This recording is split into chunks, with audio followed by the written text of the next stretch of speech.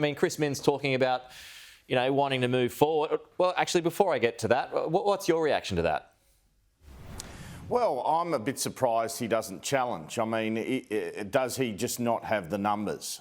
Because that's a leadership pitch that you're seeing there, Pete. And I think he's hoping that people come in behind him. What if they don't, is the question out of that. And really, you've got two of the more...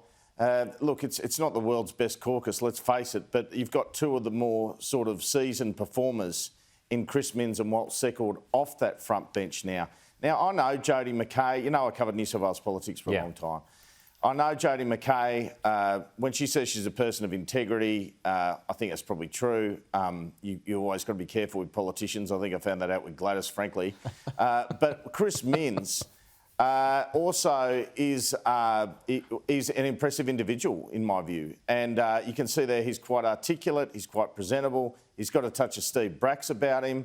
There's always questions as to the substance behind someone who's come into politics like that. He's been a former chief of staff in government. I think he's got something to offer, but he's got enemies in that caucus, people like Adam Searle, people like Michael Daly. Their view is he hasn't done the work. Who in opposition does do the work? Well, someone who used to was Walt Secord, I can tell you that.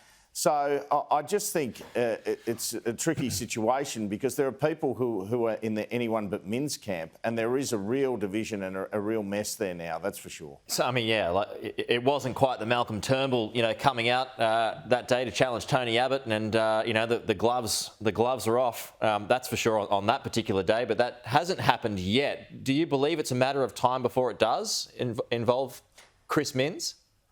Well, what I like to see from a leader really is you've got to die on your feet rather than live on your knees. And I think that he needs to challenge. I mean, he wants the job. That is a leadership pitch.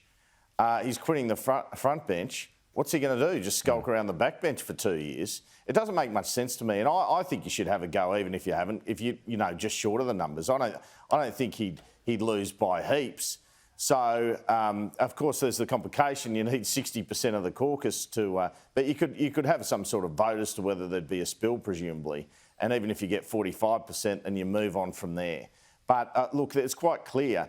Peter Credlin was asking me last night, is it a matter of time? They're the sorts of questions I've been getting. Well, what I'm saying to you, Peter, is maybe not. Because if it was a matter of time, the guy'd be standing. He clearly isn't quite there with the numbers yet.